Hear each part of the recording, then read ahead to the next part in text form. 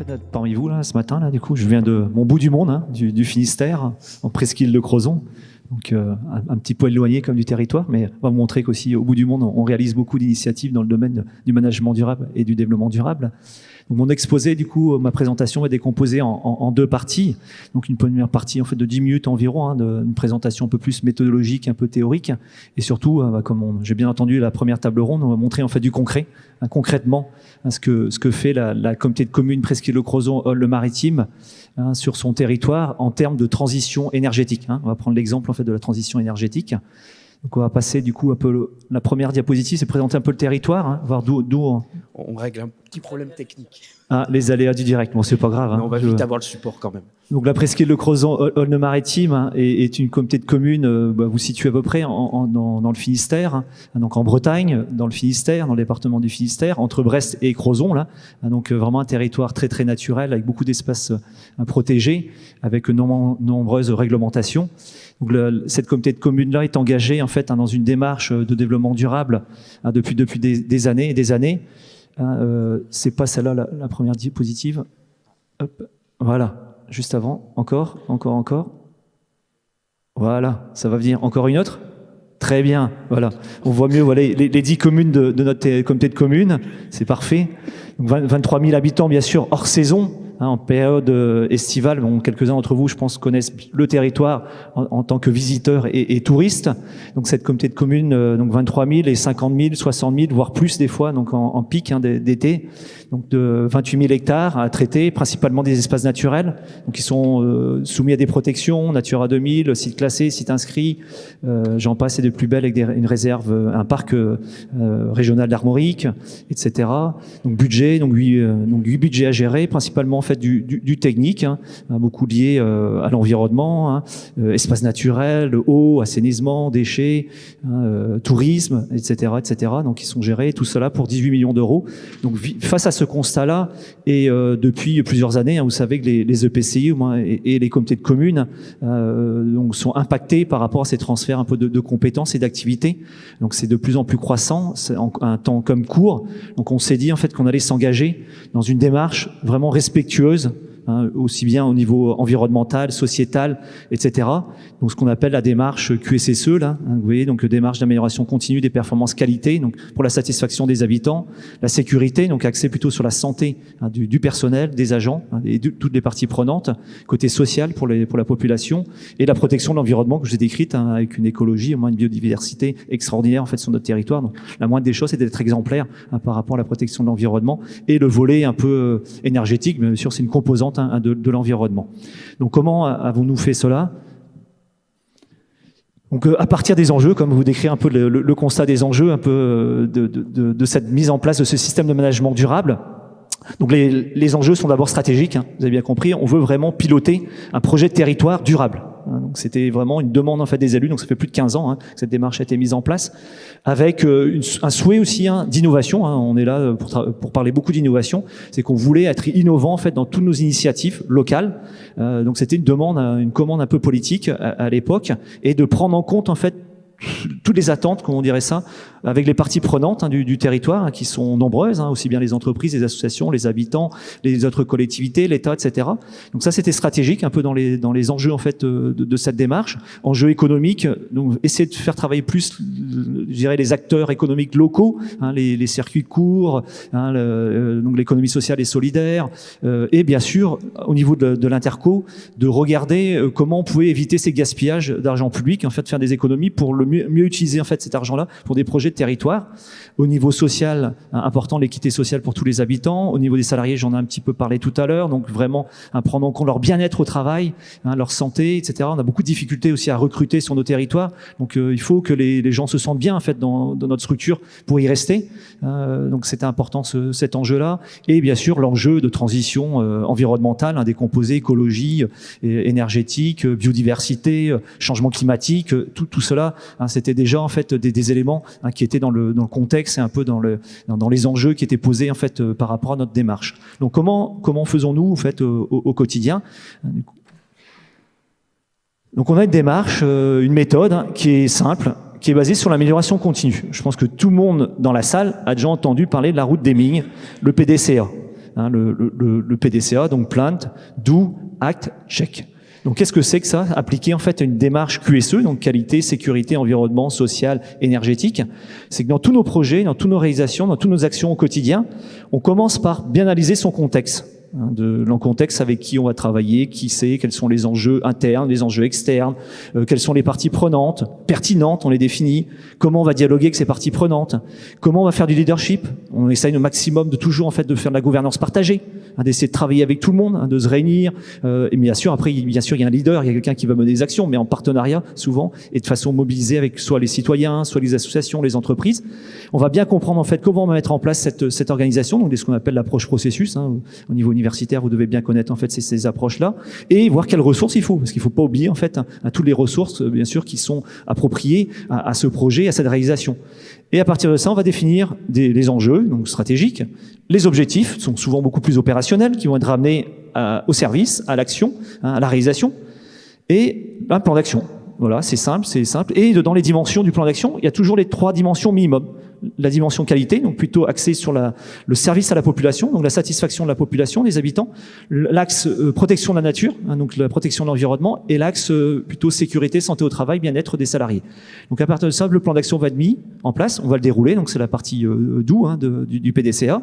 Donc on va réaliser, mais à un moment donné, il faut évaluer, donc il faut mesurer, il faut surveiller, c'est la 3e étape de cette démarche-là. Ben, on a mis en place en fait 3 outils simples que dans beaucoup d'organisations on retrouve, mais qui sont vraiment adaptés en fait à cette démarche-là, donc des indicateurs de suivi, de surveillance, de performance. Donc tous, on essaye de les avoir QSE, donc qualité, sécurité, environnement.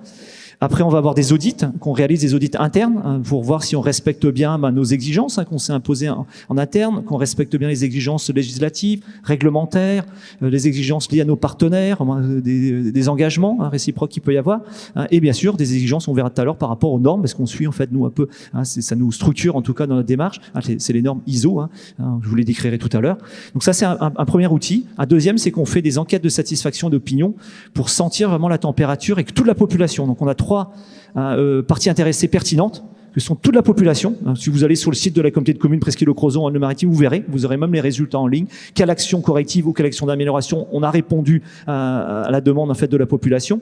Donc c'est ces enquêtes en fait là qui sont donc pertinent en tant que partie prenante tous les habitants. Et bien sûr, les questions sont adaptées en fonction des services publics locaux qu'on réalise.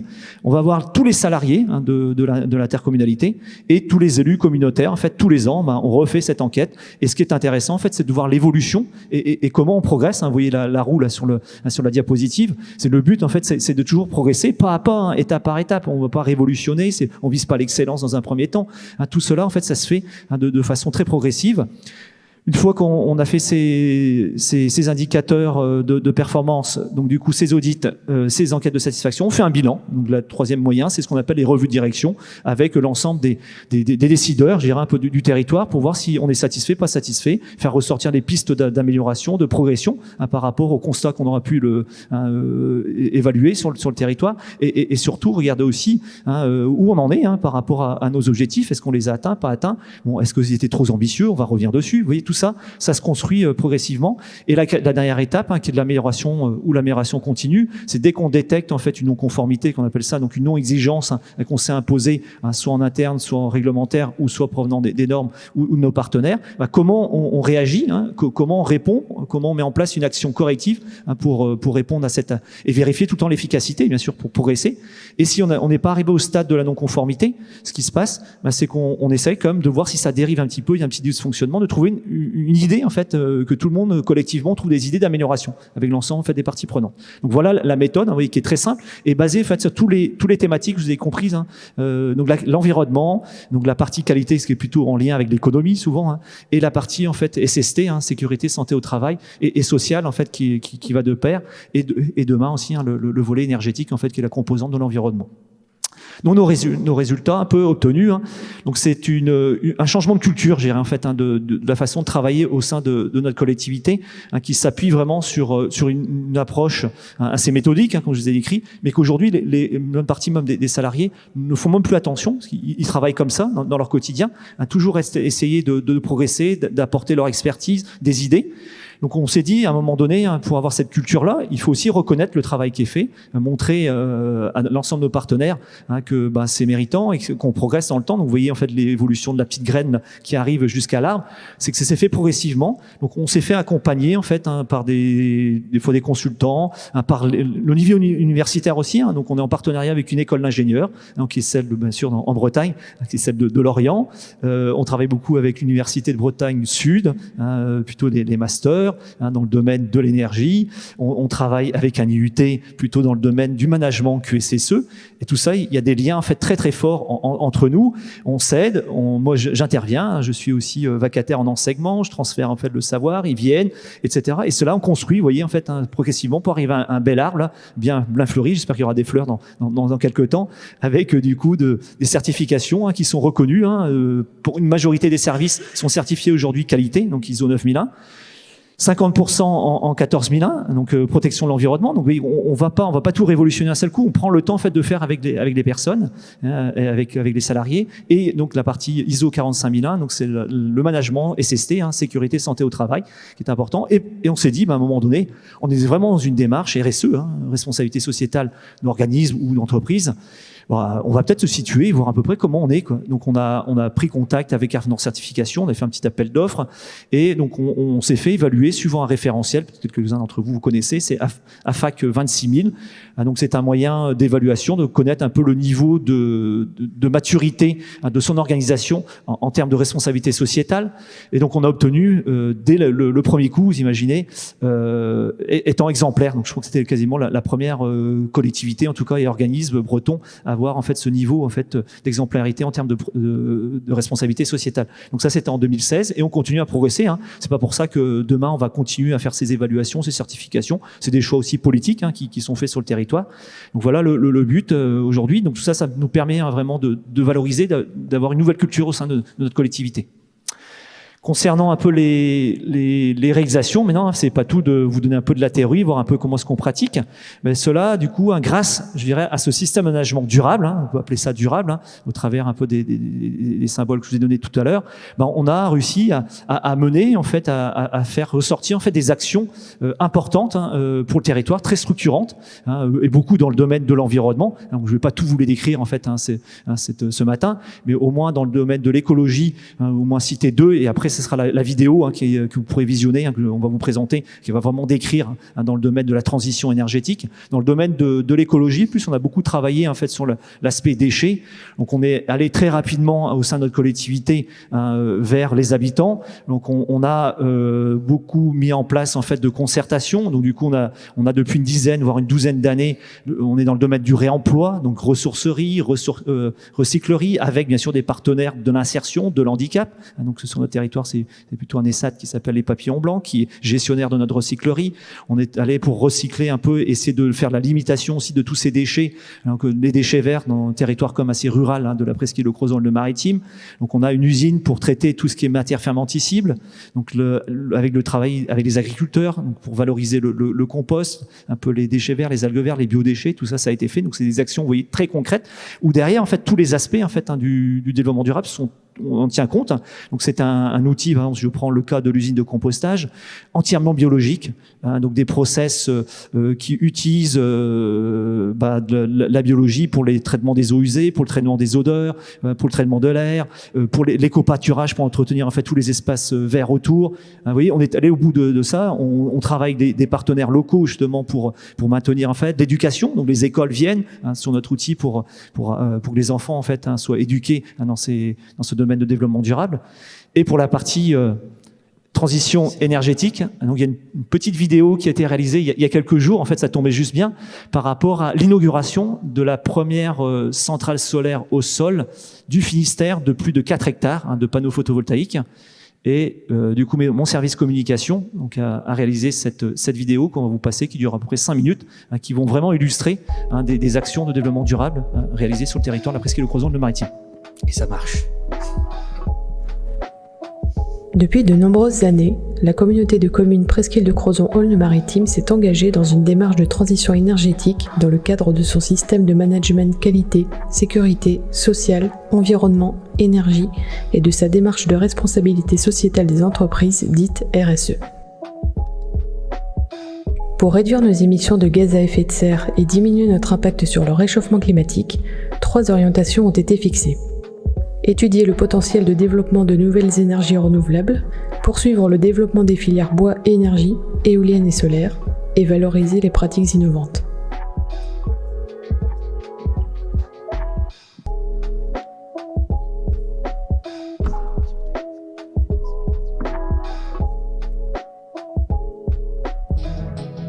Depuis 2009, un partenariat est en place avec Énergence, l'agence énergie-climat du pays de Brest. Celle-ci anime des permanences gratuites pour les habitants et nous aide à améliorer la performance énergétique de nos bâtiments. En 2011, des panneaux photovoltaïques ont été posés sur le toit de l'office de tourisme de Crozon. En 2012, des plantations de saules en taillis courte rotation ont été plantées sur une vingtaine d'hectares à Argol afin de créer une filière locale de plaquettes bois. En 2016, une chaudière bois a été installée à la piscine Nautilis. Elle permet une réduction de 11% de la consommation d'énergie primaire et de 67% des rejets de gaz à effet de serre. En 2017 a débuté l'élaboration du plan climat-air-énergie territorial avec 2 volets, la réduction des émissions de gaz à effet de serre et l'adaptation du territoire aux effets du changement climatique. En 2018, une plateforme et un hangar de broyage, stockage et séchage de plaquettes bois a été construit à la zone de Quer-d'Anvez. 600 tonnes de plaquettes bois peuvent être produites chaque année pour alimenter les chaufferies de la piscine, de l'école Jean Jaurès et du centre hospitalier. L'approvisionnement en bois est assuré grâce à l'entretien des parcelles et talus par les partenaires locaux. En 2019, un réseau électrique intelligent, ou Smart Grid, a été créé à la zone de Quer-d'Anvez. Il est composé d'une éolienne de 25 kW, de panneaux photovoltaïques de 60 kW, de batteries de stockage lithium et d'un système de pilotage. 70% des besoins électriques de la communauté de communes sont ainsi couverts en autoproduction. L'énergie produite alimente les bâtiments communautaires et les 6 véhicules électriques. Le surplus est injecté dans les batteries, puis dans le réseau public sous forme de dons, au fonds de dotation énergie solidaire via Enercoupe. En 2020, la plateforme Tinergie animée par Énergence a été mise à la disposition des habitants du territoire pour les accompagner tout au long de leur projet de travaux de réhabilitation énergétique.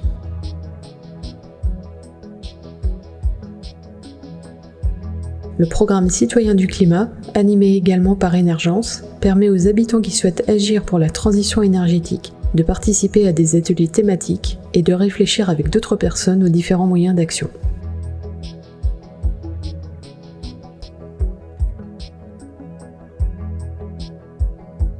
En février 2021, la centrale au sol de Quer-d'Anvez a été mise en service sur le site d'une ancienne décharge, un terrain artificialisé et sans valeur agronomique qui peut ainsi être valorisé. La construction et la gestion ont été confiées à la société IEL, Initiative et Énergie Locale. 6500 panneaux photovoltaïques sur une surface de 4 hectares produisent l'équivalent de l'énergie consommée par 800 personnes par an, chauffage électrique inclus. En avril 2021, le centre culturel Améthyste a été réceptionné. Il est équipé de 190 m² de panneaux photovoltaïques et d'une chaufferie à granulés de bois. En septembre 2021, les vitrages de la piscine Nautilis vont être remplacés par des vitrages avec des cellules photovoltaïques qui fourniront de l'électricité pour les besoins de la piscine. Enfin, le siège de la communauté de communes à Crozon et l'antenne du Fou vont faire l'objet de travaux d'isolation afin d'améliorer leur performance énergétique. L'action de la communauté de communes en faveur des énergies renouvelables participe à la lutte contre le dérèglement climatique, au rapprochement des lieux de production des sites de consommation, à la sécurisation de l'approvisionnement énergétique mais aussi au dynamisme du territoire et à la création d'activités au niveau local.